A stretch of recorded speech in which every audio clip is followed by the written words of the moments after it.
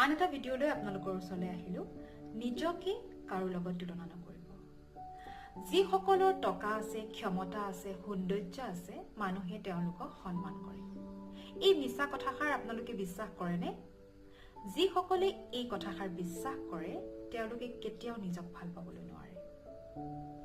নিজকে আনৰ লগত তুলনা কৰিলে আপোনাৰ মনটো সদায় অশান্ত হৈ থাকিব আৰু সেই অশান্ত মনটোৱে সদায় ক'ব, মোৰ একো নাই, মই একো কৰিব পৰা নাই, মই একো কৰিবলৈ সক্ষম হোৱা নাই। সেইবাবে আপোনালোকে আনে কি কৰিছে, কি কৰি আছে সেইবোৰ কথাত গুৰুত্ব নিদি নিজে কি কৰিব পাৰিব আৰু কি কৰিব পাৰে সেই কথাবোৰৰ ওপৰত গুৰুত্ব দিয়ক।